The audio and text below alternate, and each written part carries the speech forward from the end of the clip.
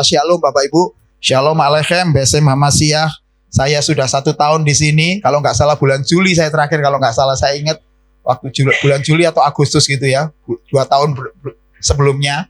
Karena tahun 2023 saya masih ingat, saya bulan September benar-benar saya dibawa ke Jakarta, ditabiskan menjadi gembala Surabaya City Blessing Kemah Raja Wali.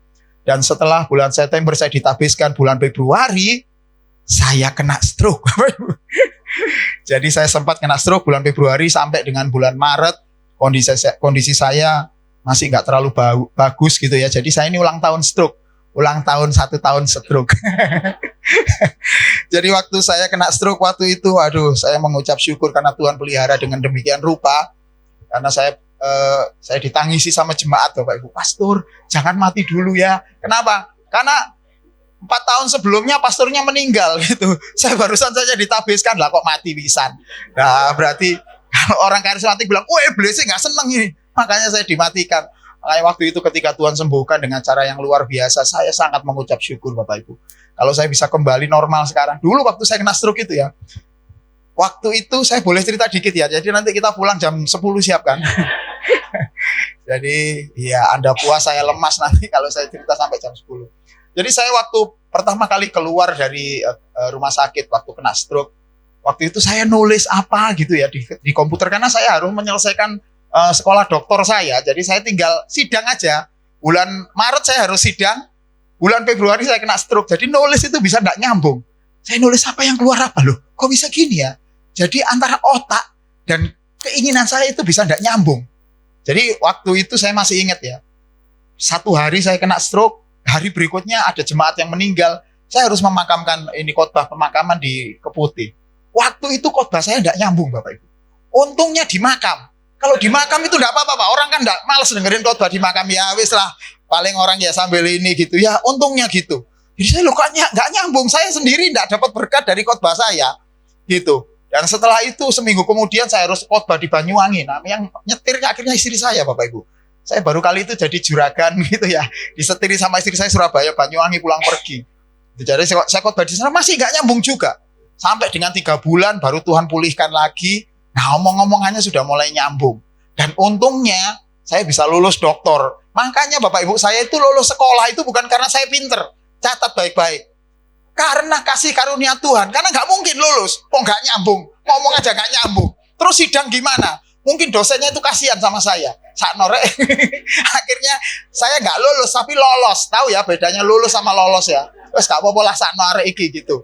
Wes tua, udah tua, kena stroke lagi, wah sudah akhirnya dikasih. Tapi gini Bapak Ibu, yang mengucap syukur setelah saya lulus doktor itu kemudian saya kembali lagi menjalani tugas sebagai saya seorang gembala. Saya menemukan satu kenyataan yang luar biasa. Bahwa ternyata gelar itu pada saat itu akhirnya gak ada gunanya. Loh alah, di sekolah larang-larang, dibelani, karena gak ada gunanya. Karena yang paling penting di dalam kehidupan kita, hari ini kita akan belajar ya. Yang paling penting adalah kita melewati jalannya Tuhan. Melewati kehendak Tuhan, itu yang penting.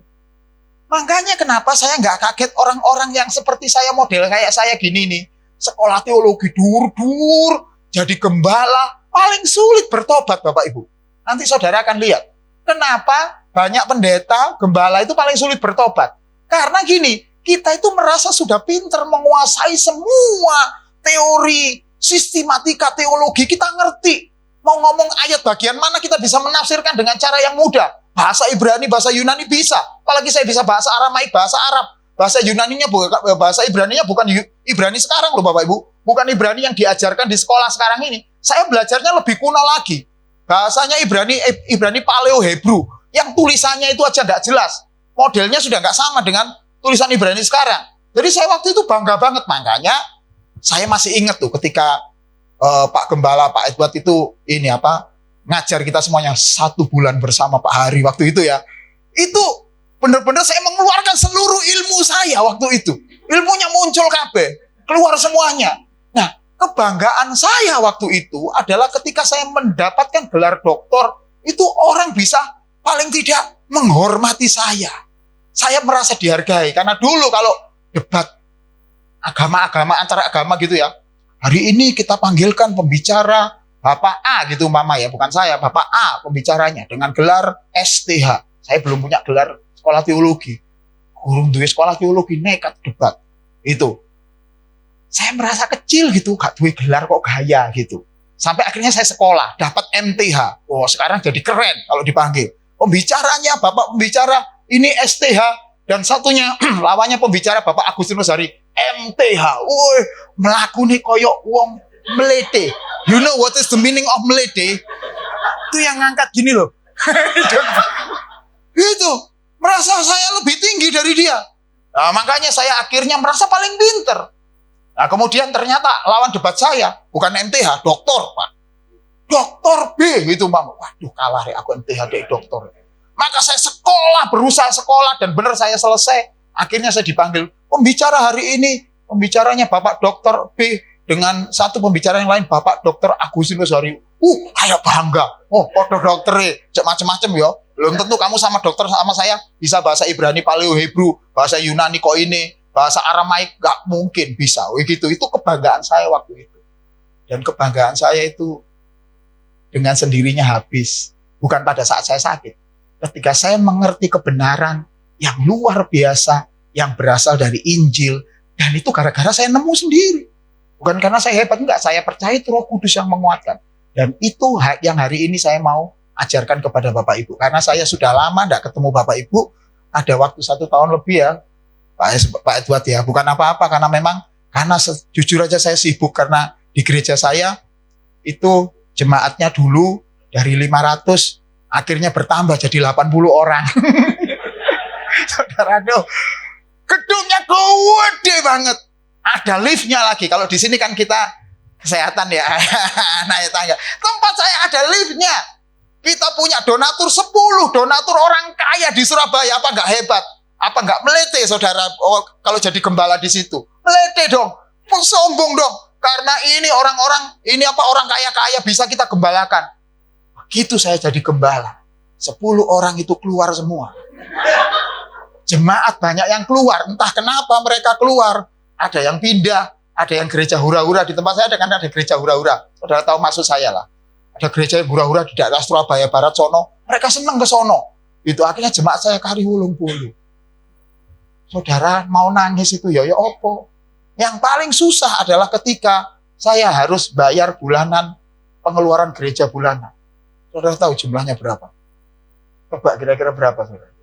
150 juta per bulan yang harus saya keluarkan. Entah saya waktu bangun tidur itu entah nangis atau apa, nggak ngerti. Melek moto 150 juta terbayang. Persembahan, ya wong bolong-bolong, saudara bisa bayangkan. Apalagi kebanyakan emak-emak, lansia-lansia. Sediluk meneh berangkat. Jadi gereja harus menyediakan peti dan lain sebagainya. Aduh, jadi saya bingung. Tapi bulan April tahun kemarin ya, sekitar April sampai Agustus itu kita benar-benar struggling. Benar-benar berdarah-darah. Dan puji Tuhan akhirnya Natal kemarin jemaat kita sudah tumbuh jadi 500 jemaat lagi, Bapak Ibu. Yang datang di Natalan. Saudara harus tahu. Jangan bangga dulu. Natalannya 500 gitu. Itu istri saya bagiannya adat. Begitu ibadah, balik meneh 180, ya paling banyak 200 lah. Itu kebanyakan orang Kristen modelnya kayak ngono. Kristen CEO. You know what is the meaning CEO? Christmas, Easter only. Tekone nek Natal ambek Paskah tok. Saya jamin gereja ini pasti juga ngalami nek Natalan penuh. Sama kayak gereja saya. Entah orang itu reuni atau apa, pokoknya datang lagi ke tempat kita. Tiba-tiba lu penuh ya. Gitu. Ibadah biasa ya sudah balik lagi ke setelan awal, defaultnya. Setelan awal. Ya sudah yang ini. Nah, apa ya saya harus nyadari ya, orang kan boleh milih untuk ibadah. Tapi yang paling penting, yang setia-setia, orang yang setia-setia itu pasti akan dibentuk Tuhan dengan cara yang luar biasa. Dan Bapak Ibu, bagi Bapak Ibu yang hari ini datang ataupun yang tidak bisa hadir karena ada hujan tapi tetap bisa mengikuti ibadah online kita harus jadi orang yang setia. Pertama, setianya itu kepada Tuhan pasti. Tapi setia kepada Tuhan itu bentuknya kan harus ada di dunia ini. Nggak boleh kita cuma ngomong setia-setia aja. Oleh karena itu kesetiaan kita wujudkan kesetiaan kepada gereja lokal church. Oh, gerejaku cilik, Pak. Ukuran nggak penting. Bagi Tuhan ukuran nggak penting. Tuhan nggak pernah ngomong, pergilah jadikanlah semua bangsa orang Kristen bangunlah gereja yang gede-gede. Nggak pernah. Tuhan ngomong, jadilah semua bangsa muridku. Muridnya Tuhan. Yang namanya murid itu, gereja bertanggung jawab bisa memuridkan jemaat. Semakin besar jemaat, semakin sulit dimuridkan. Percaya, Bapak. Percayalah, karena memang aku yang ngeluh. Ngurusi gereja sakmono gede ini tuh ngeluh, memang benar. Kalau bukan karena kasih karunia Tuhan, nggak bisa. Itu ya. Hari ini kita akan belajar firman Tuhan mengenai hodos. Ucapkan sama-sama saya, hodos. Apa Pak hodos itu? Ya, nanti saya jelaskan ya. Paling tidak kita sedikit bisa bahasa Yunani hodos. Ya, Bapak Ibu masih ingat dulu di sekolah minggu kita diajar nyanyi. Anak-anak milenial pasti nggak tahu nih. Di dalam dunia ada dua jalan, terus lebar dan sempit. Mana kau pilih? Apa yang kita pilih? Yang lebar api, jiwamu mati nih. Tapi yang sempit apa? Hidup berglori. Ada yang ngomong gitu. Ada yang ngomong jiwamu glori. Terserah mau hidup berglori, jiwamu glori. Intinya sama. Kalau kita milih jalan yang sempit ini, maka kita akan memiliki kemuliaan yang dari Tuhan. Intinya seperti itu. Glori itu kemuliaan. Nah, Bapak Ibu perlu tahu, lagu itu berasal dari ayat-ayat firman Tuhan yang sangat luar biasa sebenarnya. Jadi ketika kita menyanyikan itu, sebenarnya itu adalah sebuah keputusan kehidupan orang yang percaya kepada Tuhan Yesus. Perlu Bapak Ibu ketahui, kekristenan itu tidak sama dengan agama-agama yang lain.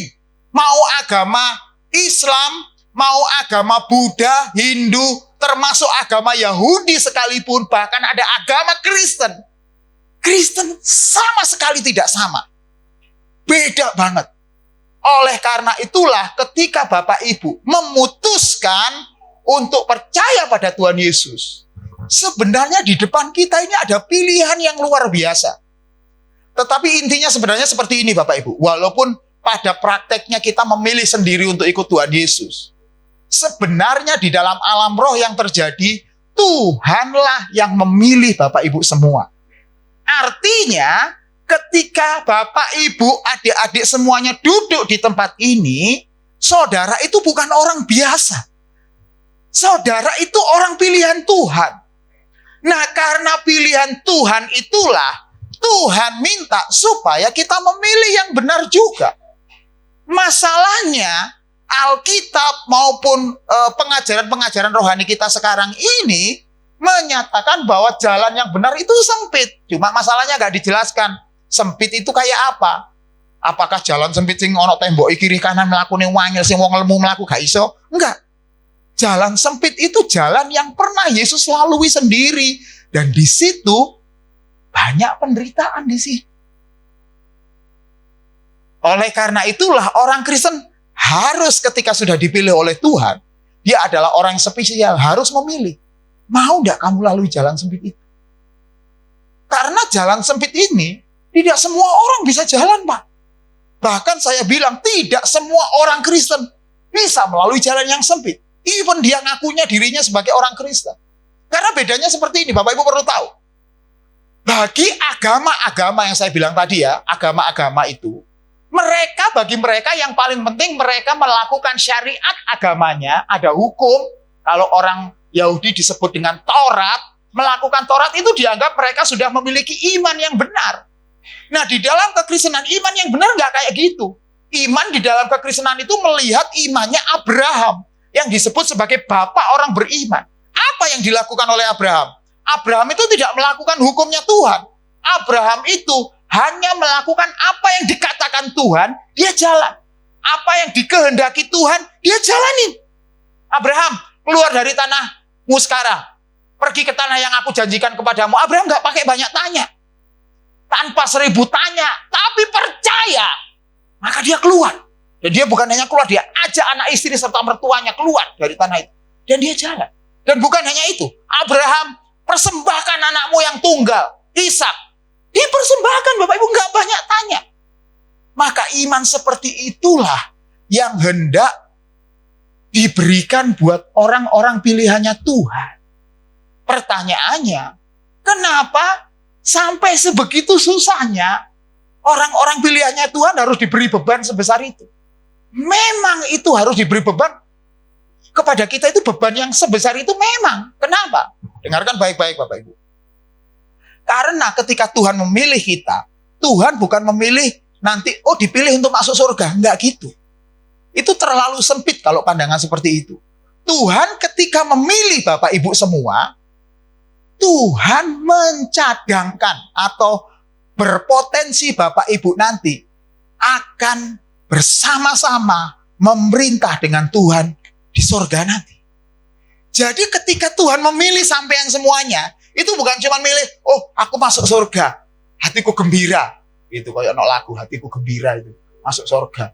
Enggak. Tapi ketika Tuhan memilih Bapak Ibu dan adik-adik semuanya di sini, sebenarnya Tuhan menginginkan kita semuanya untuk memerintah bersama-sama dengan Tuhan Yesus nanti di sana. Nah, oleh karena itulah, maka kehidupan orang Kristen harus semakin serupa dengan Yesus. Kenapa? Karena kan yang menjadi raja nanti di surga Tuhan Yesus. Kita memerintah bareng Tuhan Yesus. Pikiran kita, hati kita gak boleh beda sama sang raja. Artinya ketika menjadi orang percaya, sejak sekarang ini, ketika Bapak Ibu dipilih, anak-anak muda ketika, orang-orang muda ketika engkau sekarang ada di gereja ini, ketika engkau dipilih, sebenarnya Tuhan menginginkan dari sejak kita dipilih, kita mendandani pikiran dan perasaan kita terus-menerus, sampai kita nanti semakin serupa dengan Kristus. Nah, proses untuk mendandani itulah yang disebut dengan jalan yang sempit. Gak mudah. Karena apa? Kita harus memiliki cara hidup, cara berpikir yang beda sama dunia. Kalau cara berpikir kita sama, itu artinya kita lewat jalan yang lebar. Dunia juga pilih jalan yang lebar. Siapa yang mau jalan yang sempit? Kalau kondisi seperti ini, perekonomian seperti ini, ya kalau bisa semua cara dipakai lah. Yang penting oleh duit. Palu gada, apa-apa yang lu butuhkan gue ada, gitu. Sembarang pokoknya ono. Pokok iso menghasilkan duit, itu dunia. Tapi anak Tuhan stop, gak kayak gitu Bapak Ibu. Di dunia ini, karena saya seorang guru, saya bisa ngomong ya, untuk bisa mendapatkan nilai sekarang ini gampang banget. Kalau dulu kita kan cuma nyontek. Sekarang ini para guru diminta sama sekolah itu untuk memberi nilai minimal 85 kalau saya. Kalau di sekolah saya ya, kasih nilai 85 Pak. Sak bodoh-bodohnya arek 85. Saya itu dulu untuk dapat nilai 80 itu sinaune setengah mati. Iya, itu cara dunia. Cara dunia selalu berusaha melakukan hal yang kecil, semakin lama semakin dipermudah, tapi hasilnya luar biasa. Makanya sekarang banyak orang-orang yang jadi gampang kaya, jadi sultan. Jadi ini istilahnya jadi orang yang yang cepat kaya pokoknya. Crazy rich. Nah, terima kasih Mas. Ya ini wong stroke kadang-kadang nyambungnya ya. Crazy rich, gampang banget. Dengan cara apa? Nipu. Ya macam-macam kan sekarang, skincare itu, bisnis skincare itu, waduh, orang jualan skincare itu luar biasa. Nah, itu cara-cara menipu yang luar biasa, itu cara dunia. Tapi orang Kristen nggak boleh, Pak. Nggak boleh. Jadi kalau kita masih merasa bisnis itu sama seperti dunia, nipu, ciak duitnya orang, saya sebagai hamba Tuhan bilang stop jadi orang Kristen. Percuma sampai jadi orang Kristen. Karena kekristenan nggak kayak gitu. Kekristenan itu bukan agama. Kalau kita diukur dari agama, kita nggak ada apa-apanya sama agama yang lain. Ini sekarang aja, saudara kita kan puasa nih. Puasanya berapa? 29 atau 30 hari ya. Tergantung nanti rapatnya mereka. Itu 29 atau 30 hari. Lah kita puasanya gimana? Kalau saudara tanya sama Pastor Edward, tanya sama saya, pasti jawabannya beda-beda. Puasanya wong Kristen itu macem-macem. Gak usah sing soro-soro, pokoknya mangan sing putih-putih. Sego putih, waduh ae, bengkuang, roti putih itu ya. Waduh ae, daging putih kan iso, daging ayam dijadikan putih, babi bisa putih ya Pak ya. Oke gak diapa-apa dari putih. Gitu, mutih itu kayak gitu. Enggak, Bapak Ibu. Puasa dalam kekristenan seperti apa? Kan enggak ada polanya. Kalau agama yang lain ada mereka. Bahkan di Yahudi ada namanya puasa Esther, puasa Daud ada itu. Tapi orang Kristen kayak apa? Enggak ada konsepnya. Lah terus berarti kita ngawur gitu agamanya? Enggak. kekristenan itu tidak diatur oleh syariat. Kekristenan itu adalah kehidupan Yesus sendiri yang kita adopsi, kita ambil. Oleh karena itulah Tuhan ingin supaya kita melalui jalan yang sempit ini. Karena jalan ini pernah dijalani oleh Tuhan Yesus. Mari kita lihat next ayatnya. Nah ini Yohanes 14 ayat yang ke-6. Yesuslah jalan kebenaran dan hidup. Kita baca ayatnya yang bahasa Indonesia, yang itu bahasa diwoco angel. Ya, oke, 1, 2, 3. Kata Yesus kepadanya, akulah jalan dan kebenaran dan hidup. Tidak ada seorang pun yang datang kepada Bapa kalau tidak melalui aku. Perhatikan baik-baik Bapak Ibu. Ayat-ayat yang saya kasih garis-garis merah, garis kuning, sama garis hijau ini. Ini adalah ayat yang penting. Walaupun nanti ada juga yang penting. Ketika Yesus menyatakan firman Tuhan, akulah jalan kebenaran dan hidup, maka tidak ada ajaran orang, pribadi atau siapapun yang menyatakan diri sebagai jalan. Jalannya cuman Yesus. Jadi hati-hati kalau kita suka menyitir ayat yang dimiliki oleh tetangga kita atau saudara sepupu kita. Ihdina siratal mustaqim. Oh, itu berarti adalah jalan yang lurus. Dan kemudian kita berkata ihdina siratal mustaqim itu adalah Yesus. Enggak sama. Saya dulu pikir ya, sudah kalau menginjil kayak gitu kan gampang. Ihdina siratal mustaqim itu Yesus. Bukan, Pak. Karena siratal mustaqim bagi orang Islam itu adalah kemampuan mereka melewati jembatan rambut yang dibelah 7. Wis jembatan rambut ae wis angel. Iku dibelah 7. Saudara bisa bayangkan mikroskop itu baru kelihatan nek gawe mikroskop. Mosok mlaku gawe mikroskop. Gitu kan? Itu sebenarnya mau ngomong, mau bilang bahwa tidak mungkin sampai kepada Bapa. Oleh karena itulah sebenarnya jalan yang dimaksudkan di sini beda dengan namanya jembatan. It's so different. Nggak lewat jembatan ini, bukan. Ini adalah jalan yang Yesus pernah lalui. Akulah jalan. Dan perhatikan kata-kata yang penting. Kebenaran dan kehidupan. Kebenaran dan kehidupan itu luar biasa. Karena kata kebenaran menggunakan kata aletheia. Masih ingat 2 tahun lalu saya pernah ngajar aletheia? Lali, wisan mau ngaku ya lali kok. Apa 2 tahun ini apa? Aletheia itu artinya kebenaran di dalam konsep. Konsep kebenaran. Ya, yang kita pahami bersama-sama konsepnya. Jadi Yesus itu bahwa dia jalan, itu konsepnya sudah benar di situ. Jadi artinya Yesus gak ada yang lain. Nanti ada kebenaran yang lain yang di Alkitab namanya dikaiosune. Hari ini kita nggak bahas dikaiosune. Dikaiosune itu adalah konsep kebenaran yang kita jalani supaya hidup kita benar. Dan akhirnya hidup kita benar itu dikaiosune. Jika hidup keagamaanmu tidak lebih benar dari orang Farisi dan ahli Taurat, kau nggak bisa masuk dalam kerajaan surga. Hidup keagamaan itu sama dengan dikaiosune, sama dengan kebenaran. Itu kalau kebenaran, kalau kelakuanmu, tindakanmu tidak melebihi dari yang ahli Taurat lakukan, kau nggak bisa masuk surga. Tegas sekali ayat itu. Tapi sekali lagi kita nggak bahas ayat itu ya. Kita cuma bahas aletheia ini dulu. Karena ini adalah prinsip dasar. Ini adalah epicentrum kehidupan kekristenan. Bapak Ibu harus tahu bahwa tidak ada nama lain yang kita bisa diselamatkan selain nama Yesus ya. Nah artinya bukan hanya kita mengakui, sepakat bahwa Yesus itu adalah Tuhan. Enggak hanya itu. Tetapi Bapak Ibu juga harus mengalami kehidupan yang sama seperti Yesus. Kekristenan itu bukan agama. Kekristenan itu bukan identitas seperti saya pakai kalung salib kayak gini. Kalung salib gini cuma ngedeni setan tok. Supaya setan wedi. Setan ora doyan demit orang dulit gitu kan kira-kira. Tapi kekristenan itu adalah sebuah pengiringan gaya hidupnya Yesus yang kita terapkan dalam hidup kita. Oleh karena itulah, mau kita S2, S3, S-Teh, S sembarang kalir itu gak akan ada gunanya kalau hidup kita gak berubah semakin lama menjadi semakin seperti Kristus. Gak ada gunanya. Makanya saya bilang tadi di awal, kalau kita kehidupan kekristenan kita masih suka nyolong duit orang, korupsi, dan lain-lain, mending berhenti jadi orang Kristen. Benar, karena percuma. Kekristenan itu, di kehidupan Kristus sendiri yang kita adopsi. Nah, ketika Yesus berkata, akulah jalan dan kebenaran dan kehidupan, ya kata kebenaran kita sudah tahu. kehidupan itu artinya nanti kita akan menemukan kehidupan yang sejati, yang dulu pernah Tuhan ingin lakukan kepada manusia-manusia yang diciptakan Tuhan. Kita masih ingat, kita diciptakan segambar dan serupa dengan Tuhan, bukan? Itu yang Tuhan lakukan ketika dia menciptakan Adam dan Hawa. Tapi gambar dan rupa itu pada akhirnya rusak karena dosa manusia. Nah, kitab Roma pada saat itu menyatakan bahwa semua manusia telah berbuat dosa dan kehilangan kemuliaan Tuhan. Maka sebenarnya mustahil sekali bagi manusia untuk membenarkan dirinya sendiri.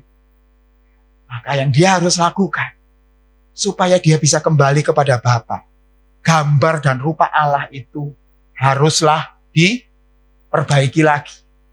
Gitu. Gambar dan rupa Allah yang ada di dalam kehidupan manusia harus dikembalikan lagi.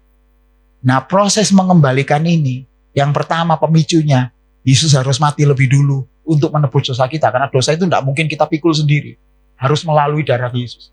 Setelah itu, kehidupan kita mesti harus serupa dengan Kristus. Gitu. Supaya kita nanti beroleh kehidupan yang sudah seperti direncanakan Tuhan. Gambar dan rupa Allah ada dalam hidup kita. Perhatikan kata selanjutnya Bapak Ibu ya. Tidak ada seorang pun yang datang kepada siapa? Bapa. Saya ulangi. Tidak ada seorang pun yang datang kepada Bapa.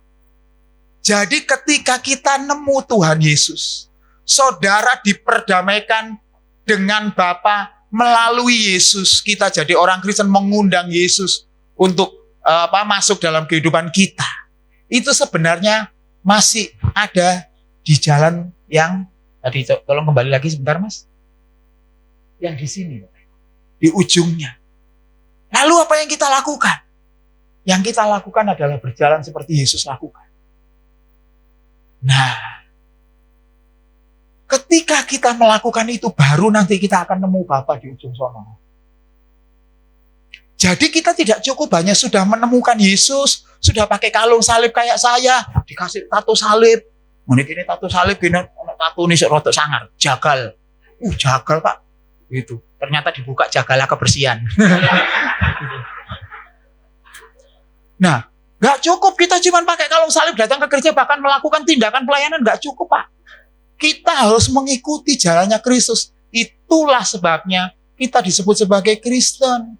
Apa artinya Kristen? Bukan agama. Yesus gak pernah bawa agama. Kekristenan itu, kata Kristen itu berasal dari kata Kristianos.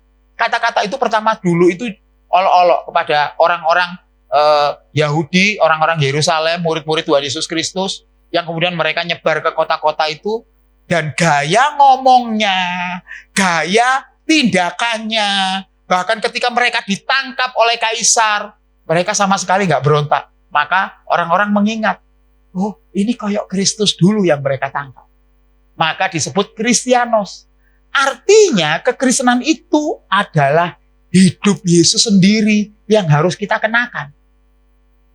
Jadi nggak main-main. Bukan cuma pakai kalung salib. Bukan cuma jadi pendeta. Bukan cuma melayani Tuhan. Enggak. Tetapi apakah kita mengenakan kehidupan Kristus? Masalahnya ada masalah di sini Bapak Ibu. Yaitu waktu kita di dunia ini singkat banget. Singkat banget.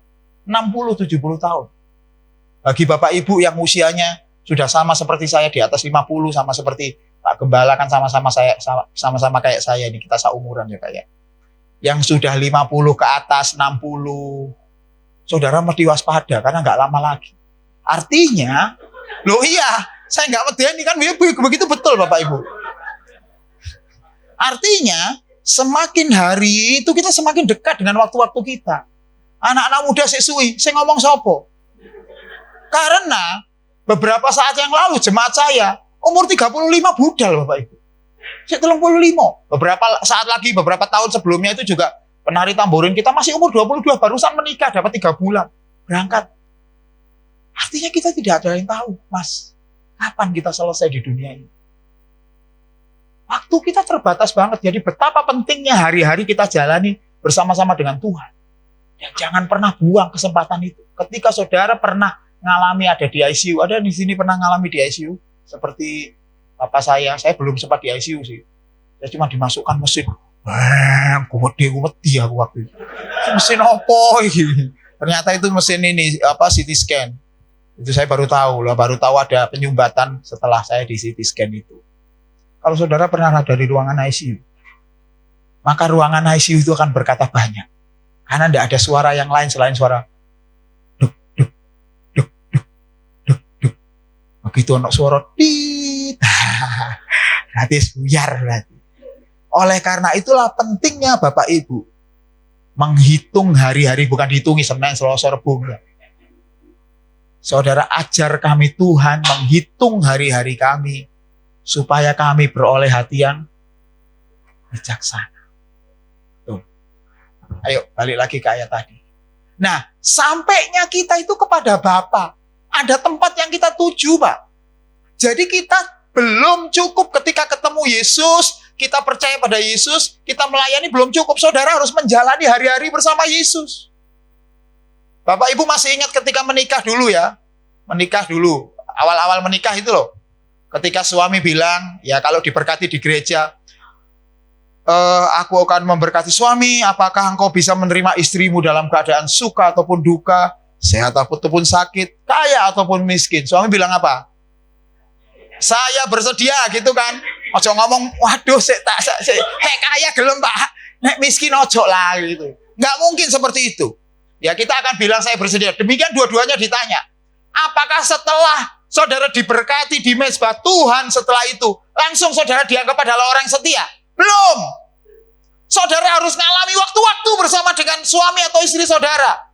Waktu ketika kita melihat istri kita reunian, gak mulai-mulai. Ya, ketika bapak-bapak janjinya jam 6 tapi jam 8 gurun teko omah. Kemudian melihat bapak-bapak handphone dikantongi, doa gadi. Mandi pun dibawa karena takut dilihat sama istrinya. Harus ngalami itu. Harus ngalami ketika sama-sama gak punya duit. Cowok itu kalau gak duit itu enak, bapak-bapak gak duit itu santai. Karena memang gitu, biasanya uripe yang ngono. Bahkan sampai duit kari 2.000 pun dia bisa bertahan. Ibu-ibu boro-boro gak bisa. Orang panikan. Kalau di ATM-nya, saudara pernah ATM minta maaf sama saudara? Belum. Saya pernah. Dilebokno, kartunya ATM tulisannya, maaf, saldo Anda nggak cukup, itu namanya ATM minta maaf itu. Kalau saudara pernah ngalami itu bersama dengan suami, berarti memang perjuangannya seperti itu. Kesetiaan seorang suami, kesetiaan seorang istri, tidak bisa ditentukan ketika dia melakukan kredo di depan pendeta. Nggak bisa, itu masih omong-omongnya di awal. Itu masih ya apalah janji gombalnya suami itu. Apalagi yang anak-anak di sini, anak-anak orang-orang muda sing pacaran. Wis pokoknya kemanapun aku ikut, ke gurun pun aku turut. Itu zaman lagu Taman Tahun Piro itu. Wis gombal itu. Saudara harus ngalami waktu-waktu bersama istri atau suami saudara, baru kita dikatakan setia. Begitu juga di kekristenan juga. Bapak Ibu tidak bisa ketika kita nyanyi, haleluya dia bangkit, haleluya dia hidup, haleluya dia naik, rohku menang, ku menang. Habis itu kita sudah menang langsung. Nggak bisa. Saudara harus pernah ngalami satu saat tiba-tiba Tuhan izinkan kita sakit. Satu saat Tuhan izinkan kita nggak punya apa-apa. Satu saat di gereja pun ada orang yang ngeselin kita. Harus pernah ngalami. Kita juga harus pernah ngalami saat-saat di mana Tuhan menolong kita. Kita nggak mampu apa-apa. Tuhan menolong kita luar biasa. Saudara harus ngalami saat-saat di mana sekeliling kita itu menuding saudara nggak karu-karuan dan kita dianggap sebagai orang yang salah, dituding, dan saat itu kita cuma bilang, Tuhan tolong saya. Saudara harus ngalami. Itu kekristenan, Pak. Itu baru kita akan ngalami jalan bersama dengan Tuhan. Next. Nah, ini yang disebut dengan jalan yang lurus. Jalan yang lurus itu disebut hodos. Ucapkan sama-sama saya, hodos. Mau tapi kok lali tiba-tiba. Nah, hodos itu kira-kira seperti ini, Bapak Ibu. Pengertian secara gramatikal literalnya di bahasa Yunani namanya hodos itu seperti jalan yang kelihatan kayak nggak ada ujungnya gitu. Artinya jalan lurus yang panjang. Akulah jalan. Nah, Yesus ketika ngomong akulah jalan, bukan terus kemudian Yesus selesai kita ketemu, Yesus selesai, enggak. Artinya Tuhan ngajak kita untuk berjalan di sini. Sesuatu yang tidak jelas di akhirnya. Walaupun kita tahu bahwa di akhirnya nanti ada Bapa di sana. Tapi masalahnya jalan itu enggak tahu modelnya kayak apa. Apakah naik, turun, di sebelah-sebelahnya ada apa. Tapi perhatikan baik-baik. Di sini pentingnya kekristenan harus percaya bahwa Roh Kudus menyertai saudara setiap saat. Ini yang luar biasa. Kalau agama-agama yang lain akan berusaha melakukan kegiatan keagamaannya, ritualnya, melakukan syariatnya, melakukan Tauratnya dengan kekuatannya sendiri. Tapi kekristenan enggak, Pak. Yang Tuhan lakukan adalah ketika kita percaya Yesus, Tuhan membenamkan Roh Kudus dalam hidup kita. Full. Gak usah nunggu sampai nanti ibadah 10 hari. Langsung kita percaya pada Tuhan. Tuhan membenamkan rohnya. Nah, ketika Tuhan memberikan Roh Kudus itulah, Roh Kudus itu akan menuntun Bapak Ibu setiap saat kepada kebenaran. Makanya ada lagunya. Peganglah tanganku Roh Kudus. Berapa lama? Setiap hari. Ku tak dapat jalan sendiri tanpa Roh-Mu. Apa Bapak Ibu? Bawalah ku kepada segala kebenaran agar ku tidak tersesat mengikuti jalan. Peran Roh Kudus itu penting sekali dalam hidup Bapak Ibu. Peran Roh Kudus itu luar biasa dalam Bapak Ibu. Oleh karena itulah Tuhan membenamkan kuasa Roh Kudus sempurna dalam hidup Bapak Ibu. Nah, gunanya Roh Kudus itu akan selalu menuntun Bapak Ibu kepada segala kebenaran. Bukan cuma untuk gagah-gagahan kita bisa bahasa roh. Wih, bahasa rohnya canggih ya. Bisa sampai ngomong bahasa roh sejam loh. Ngomong bahasa roh gak doa liane, ngomong bahasa roh terus. Itu hebat. Enggak. Roh Kudus bukan untuk hebat-hebatan bahasa roh.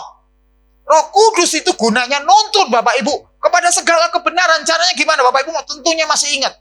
Ketika pernah ingin melakukan dosa atau tidak, mesti Roh Kudus peringatkan. Jangan diteruskan. Stop. Pasti peringatkan. Kalau kita menanggapi peringatan Roh Kudus, artinya hidup kita sedang dipimpin oleh Roh Kudus. Tetapi ketika kita mengabaikan, maka yang kita lakukan sebenarnya mendukakan Roh Kudus. Jadi di sini nggak ada pilihan lain. Ketika Roh Kudus dibenamkan dalam hidup Bapak Ibu, maka pilihan hidup kita cuman mau mendengarkan Roh Kudus. Itu aja. Itu artinya dipimpin oleh Roh Kudus. Kehidupan yang dipimpin oleh Roh Kudus. Oleh karena itulah, saya mau kasih tahu. Kehidupan yang dipimpin oleh Roh Kudus itu nggak gampang. Nggak gampang, Bu. Nggak gampang. Nggak segampang saya ngomong di sini. Saya ngomong di sini enak.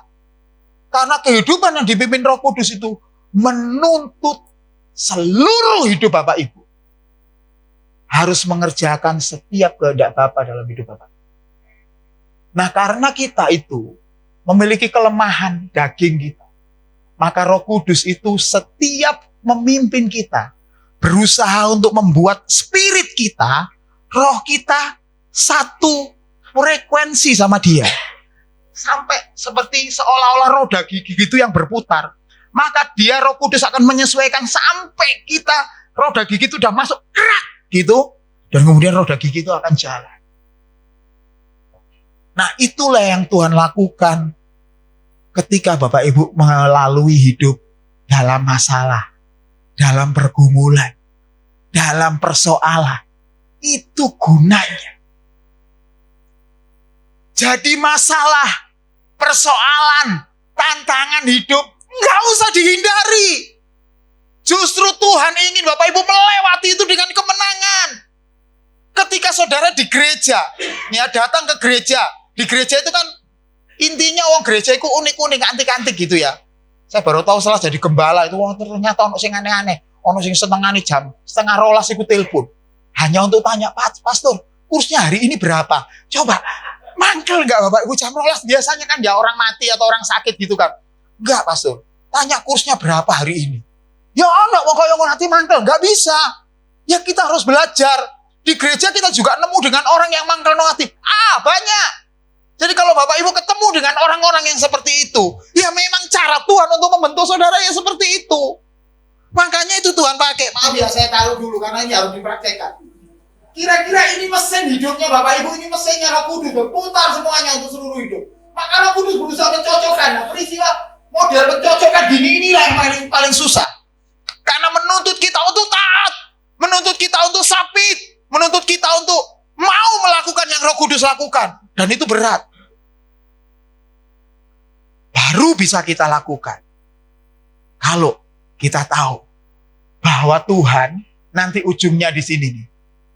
Akan memberikan aletheia dan zoe. Aletheia itu kebenaran, zoe itu kehidupan. Baru kita paham di sini. Oh, ternyata seperti itu. Nah, zoe sama aletheia ini akan kita temukan kalau kita setia berjalan di sini. Bapak Ibu. Kalau kita nggak mau, setiap kali Roh Kudus memimpin kita tolak. Nggak enak Pak. Gitu. Sudah Roh Kudus bilang, stop minum minuman keras, mama contohnya ya. Stop pakai narkoba, stop berpikir kotor, stop untuk ngomong ini mengumpat dan lain sebagainya. Tapi kalau kita melakukan itu, saudara tidak sedang dipimpin oleh Roh Kudus. Banyak orang Kristen, nek dino Minggu, ini kan kita jam 5 sampai jam 7 ya ibadahnya. Iya, jam 5 sampai jam 7. Kita ibadah, itu ngomongnya itu benar-benar kudus. Shalom. Haleluya. Puji Tuhan, iku metune nek dina Minggu rong jam 5 sampai jam 7. Begitu nanggone omah. Begitu kumpul dengan teman-teman kita. Begitu ketemu putune sing mangkelno. Oh, dasar anake setan. Iku nek anake setan berarti sampean bae setan. Ya, bener Bu. Luar biasa Bu. Kesimpulan yang luar biasa. Berarti sampean bae setan. Jadi kayak kehidupan Kristen itu hanya baik ketika hari Minggu saja. Berapa banyak kita temukan seperti itu? Oh, banyak Pak. Oleh karena itulah kekristenan harusnya tidak boleh seperti itu. Pelayanan kita yang kita lakukan hari Minggu adalah ekspresi dari kehidupan kita setiap hari mulai Senin sampai Sabtu yang mau dipimpin oleh Roh Kudus. Itu adalah epicentrum atau pusat dari Injil, Gospel. Jadi Injil itu bukan hanya kita percaya Yesus, enggak. Yesus yang akan menyelamatkan kita, dosa-dosa kita, Yesus menebus dosa kita, dan Yesus mengembalikan gambar dan rupa Allah lagi dalam hidup saudara. Gitu. Saya sebenarnya agak tega kalau mau ke slide berikutnya, tapi saya harus ngomong Bapak Ibu. Slide berikutnya. Keserupaan dengan Yesus itu adalah jalan yang sempit. Kehidupan kekristenan yang benar harusnya seperti ini Bapak Ibu, yang sama seperti di 1 Korintus 16 ayat 17. Sebab itu kami tidak tawar hati, tetapi meskipun manusia lahiriah kami semakin merosot, namun manusia batiniah kami dibarui dari sehari ke sehari. Saya lanjutkan ya. Sebab penderitaan ringan yang sekarang ini mengerjakan bagi kami kemuliaan kekal yang melebihi segala-galanya. Jauh lebih besar daripada penderitaan kami. Bapak Ibu, melalui jalan sempit itu dan mengikuti kehendak Tuhan itu gak gampang. Tapi saudara harus melaluinya karena memang itu jalan sempit. Jalan sempit itu gak bisa seperti ini ya. Saudara pengennya Kristen tapi melalui jalan mudah. Di kekristenan tidak pernah ada doa, ya Allah permudahkan jalan kami ya Allah. Tidak pernah ada doa seperti itu. Karena memang kekristenan tidak pernah ngajar seperti itu. Kekristenan itu meminta kita digandeng sama Tuhan dan kita berjalan bersama-sama dengan Tuhan. Peganglah tanganku Roh Kudus. Dan Tuhan berjanji tidak akan pernah melepaskan pegangan tangan saudara. Itu. Oleh karena itu ayat ini mengingatkan bahwa semakin hari manusia lahiriah kita semakin merosot. Manusia lahiriah kita, daging kita ini semakin merosot. Bapak Ibu kalau yang umurnya 50 ke atas seperti saya, pasti sangat memahami apa itu merosot. Rambut tambah suwi tambah putih. Saya dulu tidak pernah membayangkan rambutku beles putih kayak gini. Iki tak cat. Soalnya gembala. Gitu. Kok ireng Pak? Iya kita cat. Nanti preteli meneh hasilnya putih. Saya tidak pernah membayangkan untukku merotoli situ-situ. Nggak pernah. Saya dulu Bapak Ibu kalau buka ini minum Coca-Cola gitu itu kan ada teh botol gitu saya pakai mulut tak gitu bisa. Saiki nek wani koyo ngono.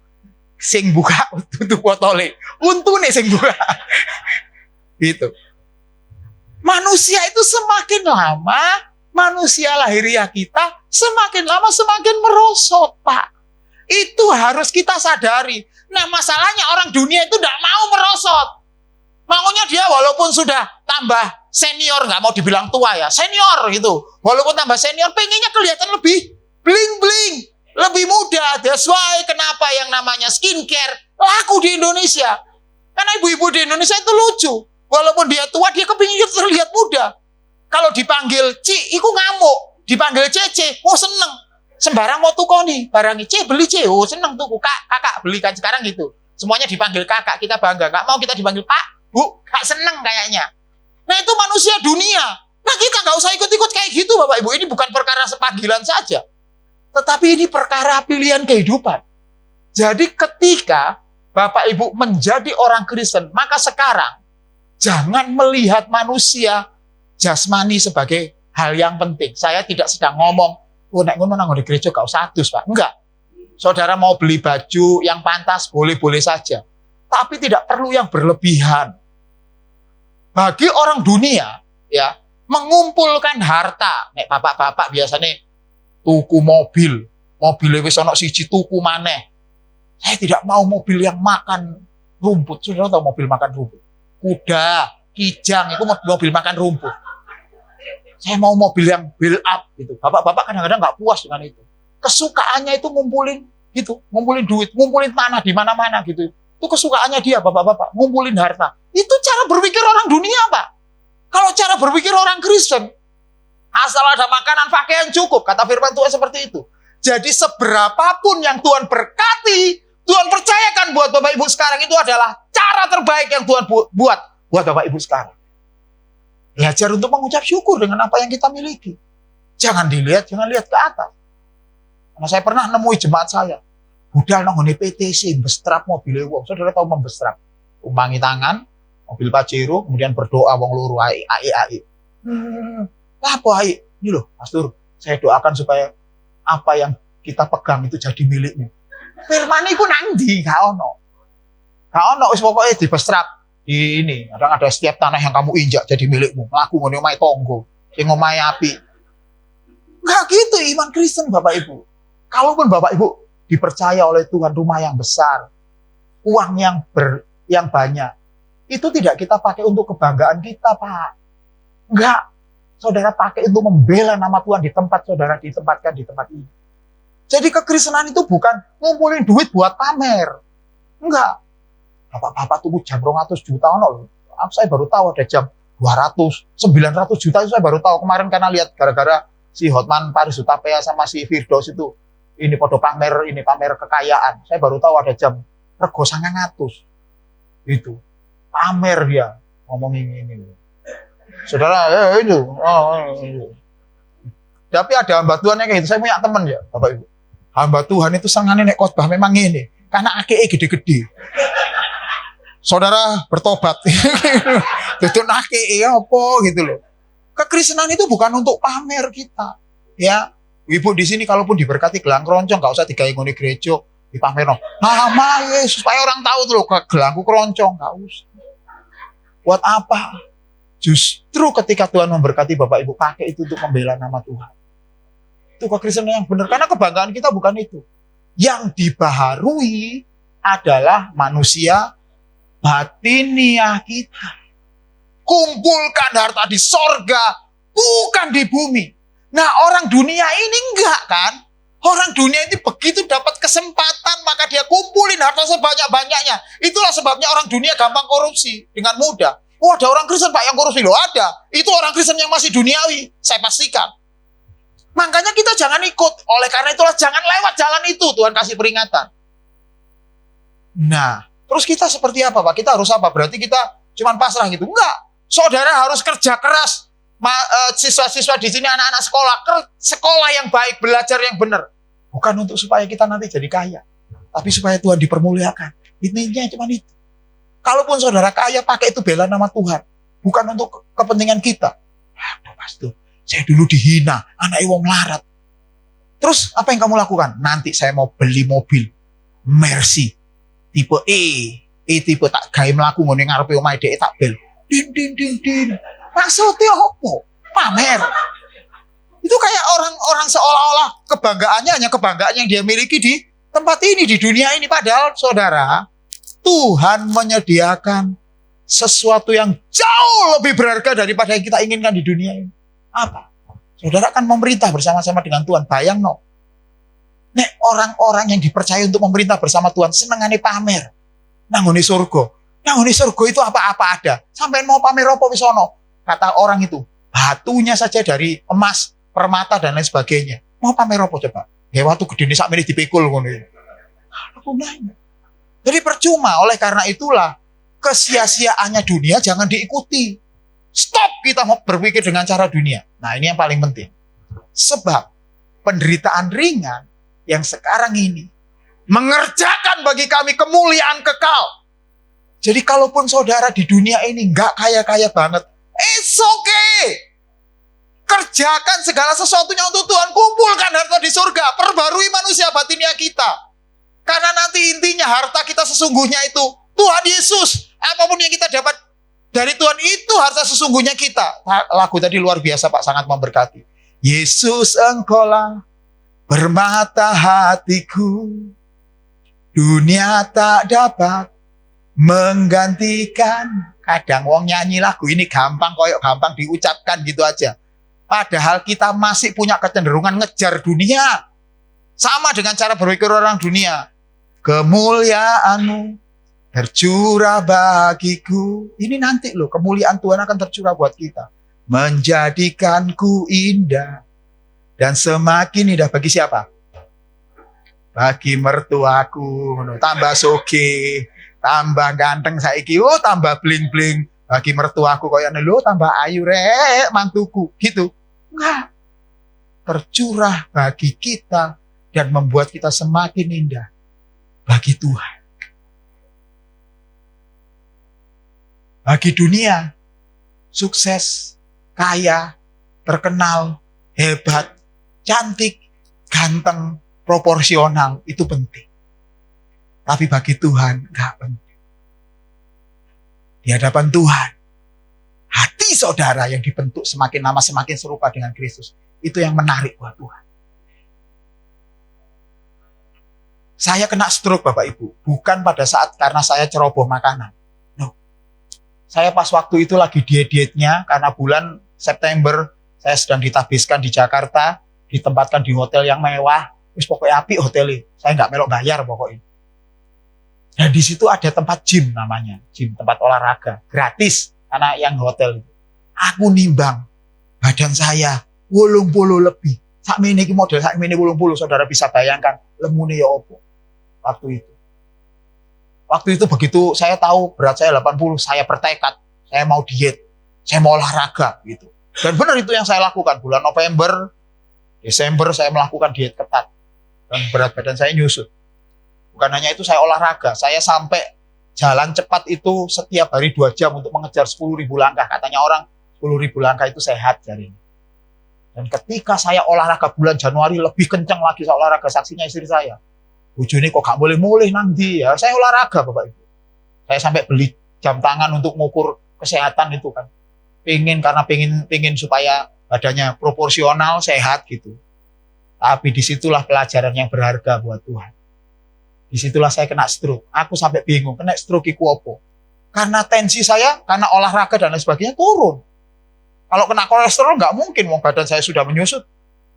Maka kemudian jadi perdebatan rame di ini rumah sakit BDH waktu itu. Ya, jadi Bapak sampai loro apa? Karena saya ketika pertama kali, saya masih ingat ketika pernah kena serangan stroke itu, saya dibawa sama istri saya ke rumah sakit. diperiksa, mari ngono mari wis. Ayo Pak, ditolak Pak, ini kaki tangannya dokter ditaruh di kaki saya gitu. Ya dengan gampang saya bisa. Loh, Kak Popo. Boleh Pak, ini Kak Popo ini. Jadi kan BPJS waktu itu kan kalau enggak berat-berat banget enggak boleh. Aku dikongkong boleh.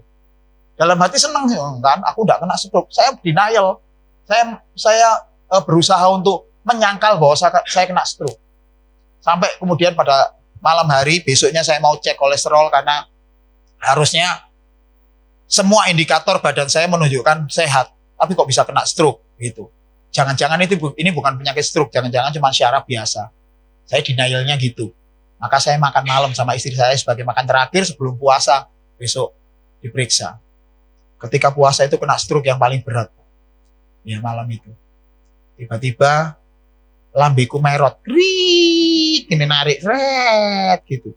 Gelas yang saya pegang itu jatuh, kelontang. Saya ngomong, saya kena serangan, tapi menurut istri saya ngomong, gitu. Dan benar, setelah itu saya udah bawa ke rumah sakit, kata istri saya. Saya perjalanan dari rumah saya ke rumah sakit, saya sehat lagi. Gak kena meneh, saya diperiksa, ya sehat mana? Tapi istri saya ngotot, Pak, masukin Pak pokoknya, gimana caranya? Tadi wis merot Pak, gitu. Lambene wis merot. Akhirnya saya dimasukkan CT scan dan benar, kena stroke. Pelajarannya adalah kita mau berusaha kayak apa, kita mau melakukan hal kayak apa, tetapi yang Tuhan inginkan bukan untuk badan kita sebenarnya, tapi untuk manusia batinnya ini. Dihina orang itu memang gak enak, disakiti hati orang, direndahkan orang itu memang gak enak. Tapi ketika itu pernah Bapak Ibu alami, ketika saudara ngalami itu, tugas kita adalah belajar mengampuni orang yang sudah menghina kita. Tugas kita bukan membenci mereka. Tugas kita bukan kemudian kita sakit hati, kemudian kita kepahitan sama mereka. No. Yang saudara lakukan haruslah belajar mengampuni. Disitulah Tuhan sebenarnya sedang mengembalikan gambar dan rupa Allah kembali dalam hidup Bapak Ibu. Ketika saudara dihina, ketika saudara disalahartikan oleh orang lain, ketika saudara ditusuk dari belakang oleh orang yang menolong saudara, kayaknya kita nggak rela, tapi dengarkan baik-baik. Di tempat itulah, di posisi itulah sedang Tuhan membuat iman kita itu semakin bertumbuh ke tempat yang benar. Karena apa? Penderitaan ringan yang sekarang ini kita alami mengerjakan bagi kita kemuliaan kekal. Dia akan dikatakan di Alkitab melebihi segala-galanya.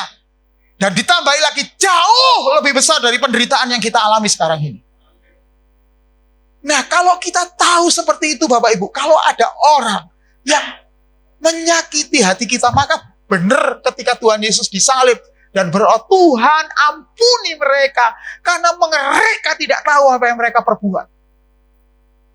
Dan doa yang sama harus Bapak Ibu sampaikan, ucapkan ketika ada orang yang nyakiti hati Bapak Ibu. Jangan berdoa kayak gini, Tuhan aku kan biji matamu, bela aku Tuhan. Emangnya saudara kalau ketemu sama orang yang dulu pernah menyakiti saudara, orang itu kemudian contoh ya, orang itu sampai mati kita puas gitu, kapokmu kapan, kualat be aku. Enggak Bapak Ibu. Justru ketika Bapak Ibu tidak mengampuni dia, ketika Bapak Ibu tidak sabar terhadap apa yang dia lakukan, kau sedang tidak memberi kesempatan orang itu untuk bertobat, apalagi sampai mau balas dendam. Kalau dunia disakiti hatinya, balas dendam Pak, kau belum tahu siapa saya. Itu. Omahe ngono iku diparkiri mobil tonggo, diseneni sing ngamuk luwe, ngamuk dhek daripada kene. Awas kon yo. Kok kon tak gembosi mobilnya. Emang kamu belum tahu siapa saya. Kan gitu, kita suka kayak gitu tuh. Kamu belum tahu siapa saya. Mbuh. Lah ngambek awake dhewe lali kok. Sering kayak gitu. Padahal Tuhan mengajar kita ya belajar ngampuni, Pak. Di rumah saya itu ada tetangga saya, orang Kristen ya sakjane. Senengane parkir ngene ngarep omah dalane sempit. Jadi saya kalau keluar itu susah. Pak RT di tempat saya sudah ngomong, Pak, oh ya ditegur orangnya itu. Kan sampean susah. Ini apa? Mundur, maju, mundur, maju, mundur. Ya, bagi saya karena saya sudah belajar untuk mengalami hodosnya Tuhan, maka saya tidak apa-apa lah. Saya bolak-balik paling 3 kali maju, mundur, selesai setelah itu. Daripada saya rame sama orang. Itu. Saya milih jalan yang sebenarnya nggak enak, nggak populer. Tetangga saya juga bilang, kita yang tegur Pak, kita yang tegur, jangan Bapak. Enggak Pak, enggak. Terus enggak apa-apa.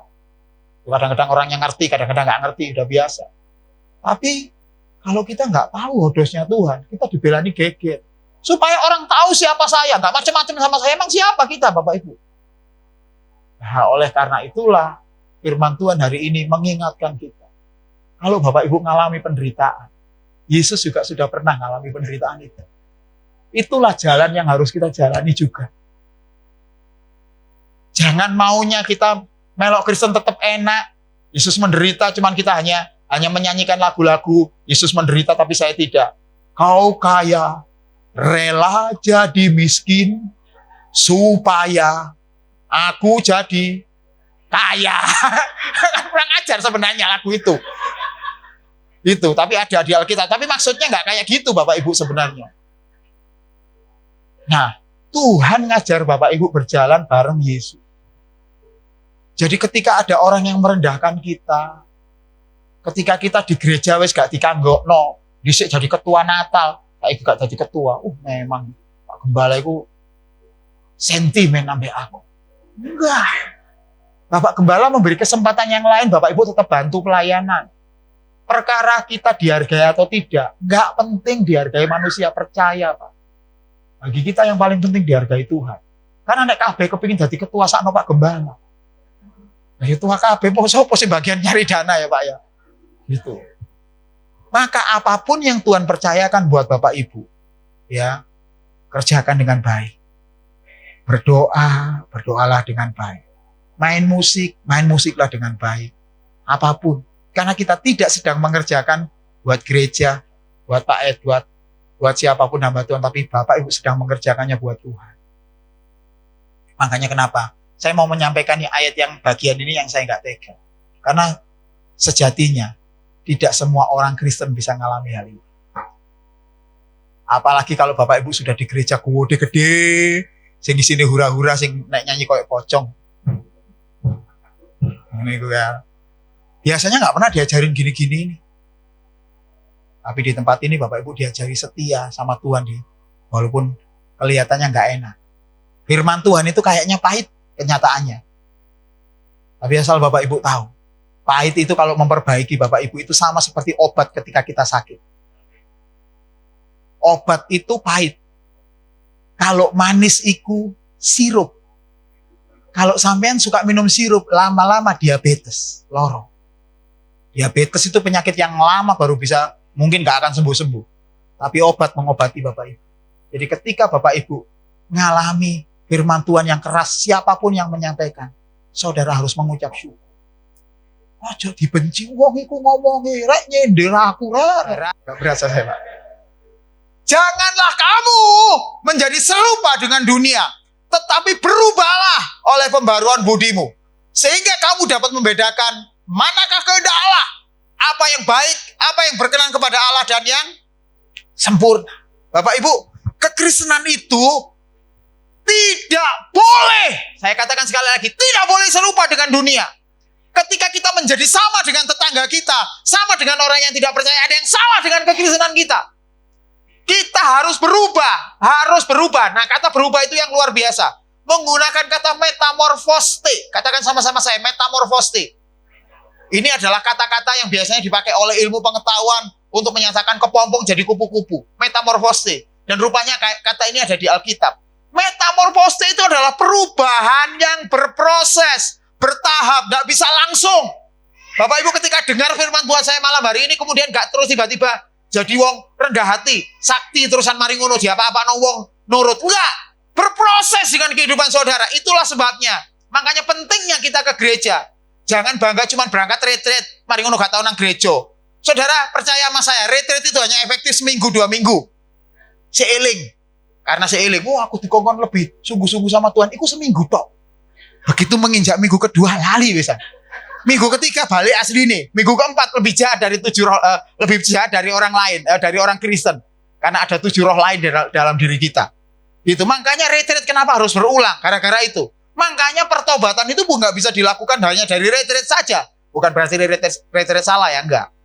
Perubahan itu harus dilakukan oleh Bapak Ibu dengan proses yang penuh dengan kesetiaan kita di tempat di mana kita bertumbuh. Kalau Bapak Ibu bertumbuh di tempat ini, dengar baik-baik. Saudara harus setia di tempat ini. Kenapa? Karena kalau Bapak Ibu pindah, lah gerejone cilik, munggah kesel aku encok, dan lain sebagainya dengan berbagai alasan, saya mau kasih tahu. Apalagi kita pindah di gereja gede, kemudian kita maksudnya mau membuat sakit hati Bapak Gembala, dan orang-orang yang pernah menyakiti hati kita. Mari ngono update status, supaya Bapak Gembala sakit hati, dengar baik-baik. Iku koyok wong gak munggah sekolah. Mari ngono bangga, pamer. Ore aku gak munggah sekolah. Iku koyok wong ngono. Iku jenenge wong ini. Gak munggah sekolah tapi bangga. Kenapa? Karena saudara pindah kemana-mana ke gereja manapun, saudara tetap dikejar sama Tuhan. Didandani sama Tuhan. Cuma bedanya kalau di tempat ini, saudara sudah sampai step kelima, sampean pindah ke gereja, balik meneh step nomor 1. Karena ketemu orang-orang baru, sakit hati lagi sama orang-orang sana. Kan gitu, di gereja-gereja intinya seperti itu. Lebih baik saudara setia di sini, terus dibentuk. Gitu Bapak Ibu. Supaya sehingga ya kita berubah metamorfose oleh pembaruan budimu, sehingga kamu dapat membedakan mana kehendak Allah. Nah, perhatikan baik-baik di sini. Apa yang baik, apa yang berkenan kepada Allah, dan apa yang sempurna. Di tempat ini gak ada kata apa yang baik dan apa yang buruk. Kekristenan gak punya urusan dengan itu. Kalau saudara di dalam kekristenan saudara masih bergumul apa yang baik dan apa yang tidak baik, nyolong apa enggak, korupsi apa enggak, selingkuh apa enggak, ngerokok apa enggak, ngombe apa enggak, narkoba apa enggak, saudara masih belum Kristen yang benar jalurnya. Kekristenan itu membedakan apa yang baik. Paling rendah itu apa yang baik. Jadi ketika saudara melakukan yang baik itu hanya tingkat dasarnya di dalam kekristenan. Tapi saudara harus setia di situ. Dan yang kedua, step yang kedua adalah saudara melakukan atau berkenan kepada Allah. Tindakan kita bukan apa yang baik, apa yang jahat, sudah. Sampai pertanyaannya, kalau saya melakukan ini Tuhan berkenan enggak ya? Kalau saya melayani Tuhan dengan model seperti ini, Tuhan berkenan enggak ya? Kalau saya ngomong sama Bapak Gembala seperti ini, Tuhan berkenan enggak ya? Kalau saya ngomong sama jemaat yang lain, melakukan tindakan seperti ini, Tuhan berkenan atau enggak? Nah, ini bisa saudara lakukan dengan proses yang panjang, hodos tadi itu. Dan yang terakhir, Tuhan bukan hanya hendak mendorong Bapak Ibu jadi orang yang mengerti kehendak Allah, apa yang baik, apa yang berkenan, dan yang terakhir apa yang sempurna. Tuhan terus mau mendorong Bapak Ibu supaya pikiran dan perasaan kita itu semakin lama semakin seperti Tuhan Yesus Kristus. Sempurna seperti Tuhan Yesus Kristus. Maka kalau perkara melakukan yang baik dan yang jahat itu perkaranya dunia, Pak. Tapi bagi orang pilihan Tuhan, yaitu Bapak Ibu, saudara itu dipilih nggak kebetulan loh. Nggak seperti cap-cip bunga kuncup loh ya. Enggak. Nggak kayak ngitung benih. Oh saiki Pak buat ini benih yang ini pas ini enggak. Tuhan memilih saudara itu karena Tuhan ada reasonnya, ada alasannya. Apa alasannya? Karena Tuhan percaya saudara bisa melakukan. Gitu. Karena Tuhan percaya Bapak Ibu akan menjadi bagian dari orang-orang yang nanti akan memerintah bersama-sama dengan Tuhan. Oleh karena itu Bapak Ibu, setialah dengan prosesnya Tuhan. Saya punya satu lagu yang luar biasa. Gimana?